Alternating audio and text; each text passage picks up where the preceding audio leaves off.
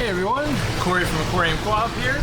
Today I'm at the warehouse and I thought, let's do some Q&A. We've been asking you guys to leave comments and made a forum post here. And so the first question I've got from Krabby. It's two questions. What's my go-to fish for a brand new aquarist?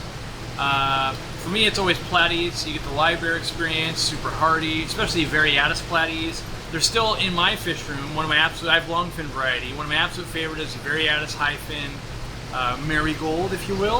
I find that the joy of live bears and the ease of it really kind of sucks people into that hobby. And they want a lot of color, they want colorful males and females, they don't want to buy a lot of fish. It checks all those boxes. That's my go-to when I was working the store all the time. Next up, what are my tips for someone applying to work at a fish store? So first and foremost, I never recommend striving to tell them like, here's how much I know, because as a hobbyist, everything you know doesn't really translate to teaching other people, right?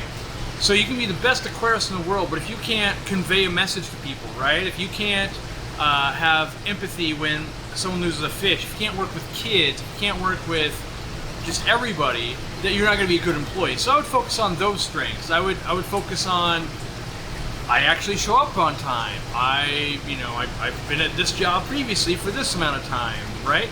Show off those strengths. You can offer to donate some time, try a shift out. You can show them some pictures of your tanks. If you're gonna bring in a resume and you're working at a fish spot, I would definitely have some pictures of your tanks and maybe like a little blurb about it. But I really think what people are looking for when they're employing someone is someone who's going to be dependable, show up on time, show up when they're supposed to be there, not miss shifts, that kind of stuff. And then also is really willing to learn whatever that store wants to convey to their customer. Whether you got to upsell a certain product every time, whether you got to say, hey, we believe in canister filters here and we sell the most expensive ones, or we believe in live plants, or whatever it is, you got to be able to onboard yourself and making yourself seem as though that will go a long ways to getting you hired. The other thing I highly recommend is look the part. So when I was trying to get a job at like a grocery store, right, before I owned Aquarium Co-Op, I saw that everyone's wearing like a burgundy colored polo. So I went and bought a burgundy colored polo so I could look the part like I already worked there. It's easier to envision this person's going to work out. So if you were applying to our store, maybe you own a shirt or you got a hoodie or something and you kind of see how other people are dressed the same way. If you're applying at PetSmart, I think they do a blue polo. Try to dress the part. It gives you that little bit of an edge, assuming you have some of the other boxes checked off. All right, this one comes to us from Quick V6. I decided each question I'm going to tackle a new part of the warehouse because that's where I'm at today. I'm actually picking up the next prototype in Aquarium Co-Op Lite, so I gotta say, I'm putting my check mark on this one. I've got some testing to do on the 800 gallon and that kind of stuff, but ooh, it is looking good. So we're probably 6 months out. Quick V asks, I'm mistaken. It is actually Ashlyn. Dirt is substrate. What are the pros and cons? Now, I recently answered this in a members show we do every week, but I'll address it here again. So in my opinion, the pros are virtually never running out of nutrients. Now, obviously, at some point you'll run out, but if you think of our root tabs, they do have dirt in them with other minerals, right, to beef it up. But if you think of like, okay, a package of root tabs, that's not that much dirt. It's like a little bit. If you swept up, you'd be like, oh, I have a little bit of dirt. Whereas a dirted substrate, people are putting in like 1 inch thick their whole bottom of their aquarium. That honestly will last years and years and years and years. I think it's totally overkill. Now, I've done a lot of planted tanks. I've been down that path. I've helped other people set up that path. I've refined what I think is my perfect method for a dirted tank, even though I don't enjoy doing it anymore.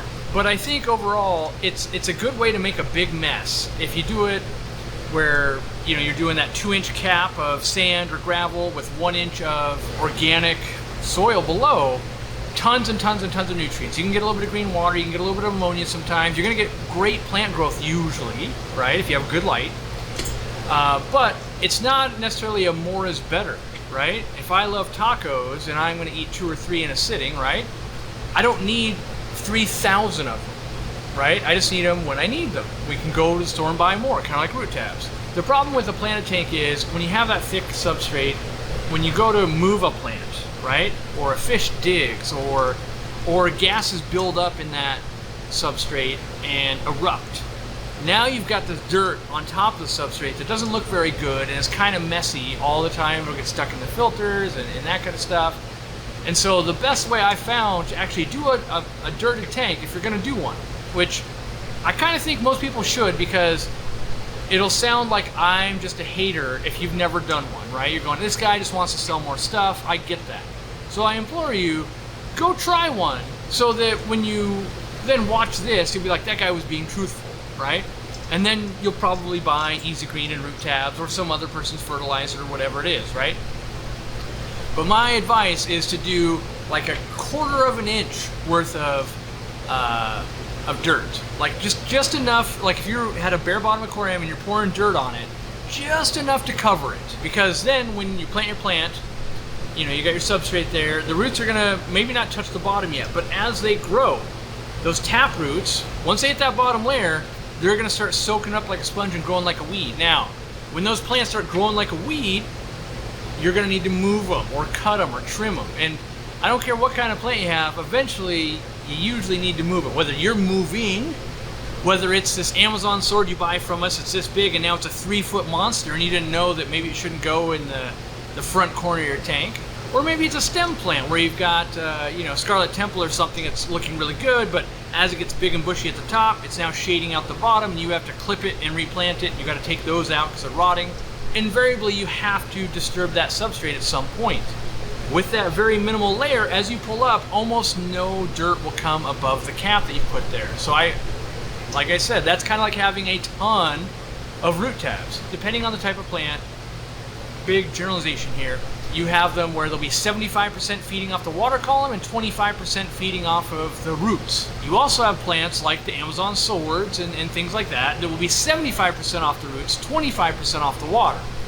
So even with a dirted tank, you can set up wicked good for carpeting plants and some swords and some other things that just really will grow like a weed, but you might find some of the stems and some of the other things like Anubias and some other stuff kind of struggling behind because there is no fertilizer in that water. So the pros and cons to me, dirted tanks, very, very cheap. If you know what you're doing and you know the scape and it's gonna stay that way and you know it's gonna be set up that way for a long time, there are some benefits to that. It's a learning experiment, I would say, for any hobbyist. Hi, I'm Zenzo with Aquarium Co-Op. I like to test my aquarium water to ensure that my fish are safe. Frequently testing your water quality is one of the keys to successful fish keeping. While testing is important, some testing methods can take a lot of time and are expensive. We developed the Aquarium Co-Op multi-test strips and the Aquarium Co-Op ammonia test strips to be fast, comprehensive, and accurate, making testing your aquarium water easier than ever. Our multi-test strips measure nitrate, nitrite, hardness or GH, buffer or KH, pH levels, and chlorine levels in just 60 seconds. This test helps you understand your readings with helpful information and suggestions on the laminated color chart that we've included. There are 200 test strips in this kit so that you can test your water often. Our ammonia test strips help remove doubt by testing your aquarium water for ammonia with results that can be read in just 30 seconds. The provided color chart helps you better understand your readings at a glance by suggesting safe levels and what to do if there's too much ammonia present in the water. The bottle contains 100 strips so you can test frequently to ensure the health of your aquarium over time. We created these to make your life easier and save you money when it comes to testing water. Get your test strips today at aquariumcoop.com. All right, if you want a question like this answered, leave a comment down below.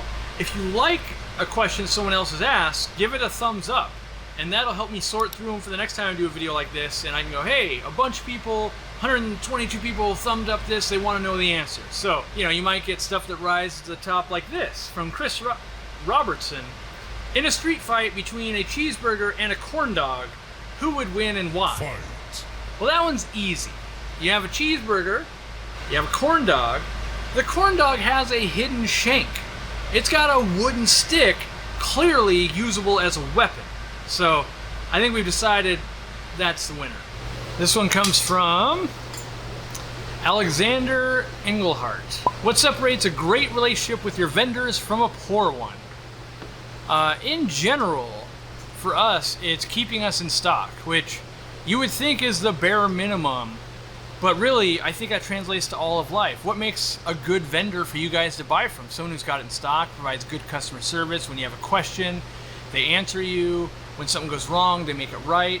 But so often, especially with COVID, we found a lot of the partners or vendors that we buy from just are really struggling, and they don't have empathy. And we try to have empathy with the customers and that kind of stuff. And our goal is, you know, this aisle here, well, there's lots of aisles like this, but this aisle here is all like extra backstock, right? And so we might have a whole pallet of it out on the floor, but then we also have extra, you know, of just everything here. Like this is Fritz Clarifier ICX, that's 4-ounce ICX. This is Sakari Ultimate, that's ICX 16 ounce. Keeping in stock was one of the first things. Getting good pricing obviously matters as well, but then when something goes wrong, like having the consideration for the customer, and mostly with our vendors, when we start up with them, we look at them and we go, look, we're not just another aquatics company, so just know that already.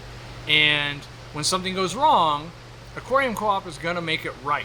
You may or may not stand behind that product, but we're going to make it right. And depending on how you treat us after we've made it right is whether we're going to be able to continue to do business, right? And so I can give an example from today in a meeting, which is throwing one of our companies under the bus, but I also tell them, let me do my job. I'm good at marketing, and you got to be real with people to sell them stuff. We're out of one of our foods from Extreme. Well, we opened it up when it got here, and it had the wrong label on it. So the label said, it's one of the two, by the way. So the label said it was floating, and it was actually a sinking food. So, you know, same pellet size, all that, just a mistake of, oh, wrong label, got applied to the wrong thing. Now, what separates a good vendor from a bad vendor in that situation? In my opinion, the good vendor goes, oh my gosh, so sorry. I've got the next batch. It's in the mail today. It's on its way. It'll be like 3 days. So sorry about that. Keep the other food, give it to employees, or feed it in the fish room, something like that. That is the best case scenario that you can hope for. Where there's other companies where they'll go, well, you need to package that up, ship it back to us. When we receive it, we will then ship you the replacement. Like they don't trust that it's wrong. So we have to verify that it's wrong to them first. This now turns into a 2 or 3 week process for us to get it back in stock. That's one of the, you know, one of the key differences just from like today. And every company messes up, by the way. We mess up. Every vendor there's gonna be things that just go wrong. We have a shipment from Rapashi, right? Sent the 15th of December, and as of like the 10th of today, filming in January, still stuck in FedEx. Well, actually 1 out of 5 boxes have been delivered. The other 4 boxes are lost. Not necessarily their fault. They haven't reshipped any more out yet. They're trying to get it done. Meanwhile, though, we've been sold out of some of these variants for 2 or 3 weeks. That's bad for the customer. That's bad for us, the business. That's also bad for Rapashi. I like it when there's a bigger buildup of trust there between us and the vendors to go, hey, get another shipment on the way so we can start selling it ASAP. When it arrives, if that second shipment arrives, right, we'll figure it out. If we've sold enough, great. We'll just take it on. We'll keep selling it. If we haven't sold enough, maybe we send it back. Like, we figure it out. But right now, we're kind of at the crossroads of like, ooh, this is the worst of all the situations. We're just sold out. Normally, we try to keep way more in stock. So we try to keep at least 3 to 6 months of every item in stock so that we're reordering with 3 months in stock. So when we actually run out, outside of plants, usually 9 out of 10 times, because 1 out of 10 times, maybe we fell asleep at the wheel. 9 out of 10 times, a vendor is out of something. We know this happens in this industry, and it's a chronic problem, so we stock extra. A local fish store like myself, when I first opened up, I only stocked for the week. That's all I could afford. Order so what I could sell next week, right? And when they were out, I was out. And then over time, I could be like, well, I could get 2 weeks, I could get 3 weeks, right? And as we've grown this warehouse, we do the same thing. And so now, on our own products, we try to be a year in stock. So, you know, something like right now, I think we have 50-some thousand sponge filters in cargo containers and stuff like that on property, just sitting there, waiting to be sold, so that when there's disruptions, we don't pass that along to our customer, because we know that's the cornerstone. We don't make money, we can't order more, you guys can't get it. All of those, you know, 3 of those chains break down the minute we run out. We try to give forecasts to companies we work with new companies we're working with, or even companies we've worked with in the past. We have to remind them, by the way, Plant Farm, we want to bring a Pontiac and Christmas back on. We will sell an insane amount. Don't worry, we have tons. 3 weeks later, guess what? They're sold out. So we try to guide them, and we try to do what we can. But I think what makes good partners is ones that want to grow together, the long-term picture, not one order for $5,000. Instead, well, how do we keep selling year after year after year after year together? And we've got a lot of great partners that we've been able to pull that off. So off the top of my head, Extreme, Fritz, Cory. I'm sure there's more I'm forgetting right now. Like a lot of our plant vendors.